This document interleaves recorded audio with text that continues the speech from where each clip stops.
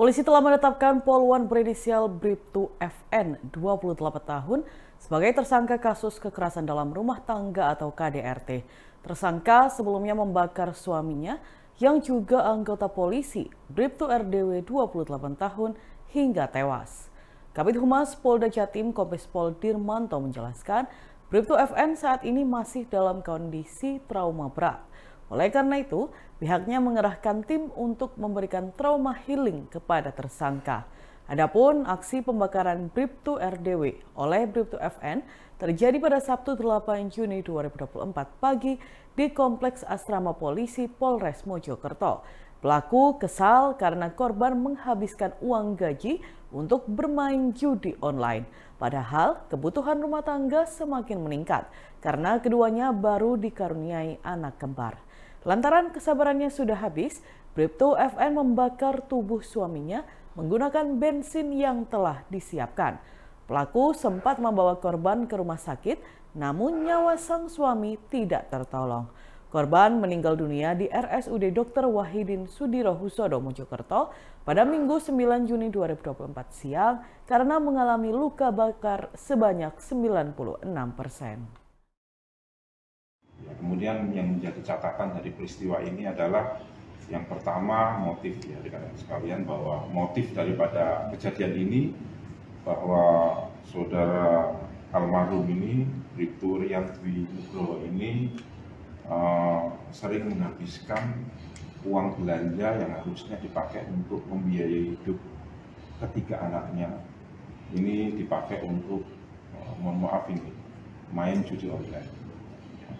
Ini yang sementara temuan kami sampaikan kepada rekan-rekan sekalian. Saat ini sekali lagi yang bersangkutan atau yang sudah dinyatakan tersangka oleh Subdit 4 Ditreskrimum Renakta ini masih trauma yang mendalam. Sekarang sedang ditangani dan sedang difasilitasi untuk trauma healing oleh Polda Jawa Timur. Kemudian juga kita melibatkan psikiatri ya untuk menangani kasus ini. Ini kita prihatin betul terhadap kejadian ini. Soal statusnya kan sudah tersangka, Komandan. Ya. Nah, untuk konstruksi hukumnya, Komandan, itu lebih ya, ke mana? Sementara ini kita masih terapkan pasal KDRT, kekerasan dalam rumah tangga. Untuk kondisi korban sendiri seperti apa? Korban pada pukul 12.54 tadi dinyatakan meninggal. Di tengah perang Gaza, Menteri Kabinet Perang Israel Benny Gantz justru mengundurkan diri. Keputusannya mundur dari pemerintahan disampaikan pada Minggu 9 Juni 2024. Dikutip dari Al Arabiya, Gantz mengaku pilihannya adalah keputusan rumit dan menyakitkan. Namun, ia menuding Perdana Menteri Benjamin Netanyahu tidak kunjung meraih kemenangan nyata atas Hamas. Selain mundur dari jabatannya, Gantz juga mendesak diadakan pemilu guna memilih pemimpin Israel yang berkompeten. Menanggapi hal itu, Netanyahu mengatakan bahwa sekarang bukan waktunya meninggalkan pertempuran. Ia masih berharap Gantz mau bertahan di kabinet perang Israel. Sebelumnya, Gantz berulang kali mendesak Netanyahu untuk mencapai kesepakatan guna menjamin pembebasan seluruh sandera. Ia meminta hal tersebut diprioritaskan. Namun apa yang diminta Gantz tidak kunjung terkabul meskipun perang telah berlangsung selama 8 bulan.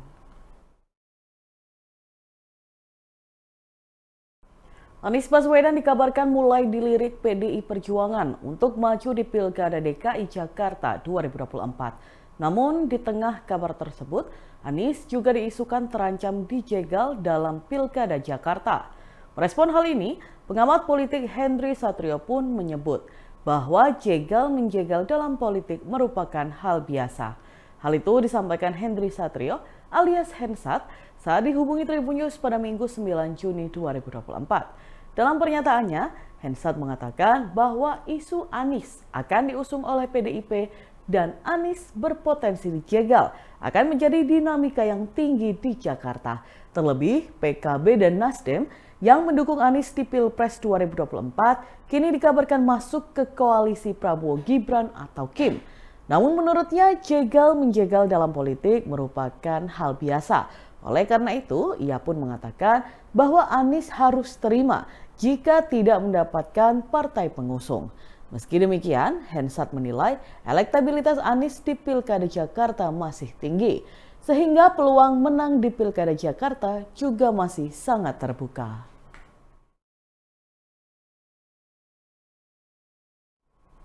Ornamen jembatan Brawijaya Kota Kediri sisi barat sebelah utara hangus terbakar.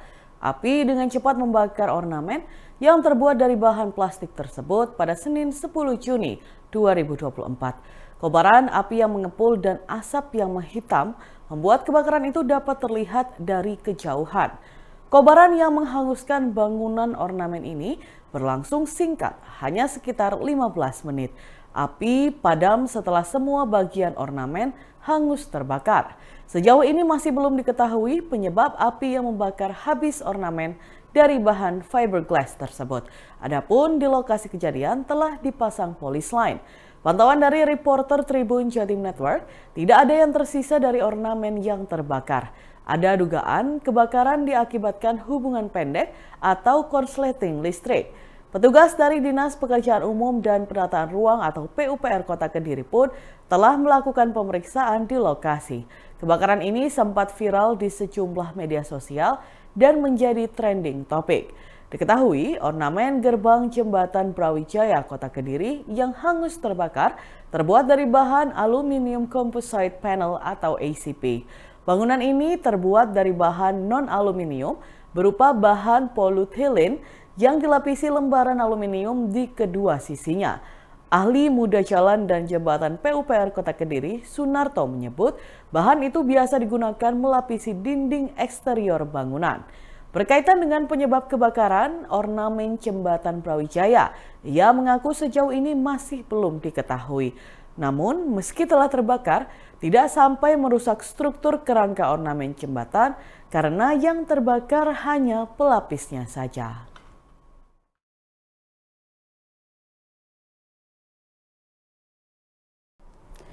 Grand Opening Super Kopa, acara peringatan 100 tahun Pondok Modern Darussalam Gontor, diwarnai dengan pertandingan eksebisi antara Gontor FC melawan Timnas All-Star pada Minggu 9 Juni 2024 sore.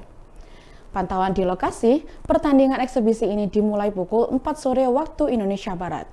Pertandingan tersebut dilaksanakan di Darussalam Gontor Stadium dengan Timnas All-Star yang terlihat full tim. Mereka yang turun adalah Dian Agus Prasetyo, Fahrudin Arianto, Jatus Haryono, Benny Wahyudi, Ahmad Bustami, dan Alfarizi.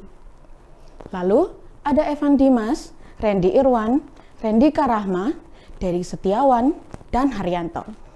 Sedangkan di bangku cadangan ada Iden, Rizal, Fikti, dan Hanif. Kemudian dalam tim Gontor FC ada Salsatun, Amru, Referee, Yakub, Ovan, Marta, Golib, Pele, Supri, Diva, Sadra, dan di bangku cadangan ada Mustafa serta Fikri. Pertandingan berjalan cukup seru walaupun Gontor FC sempat tertinggal saat babak pertama.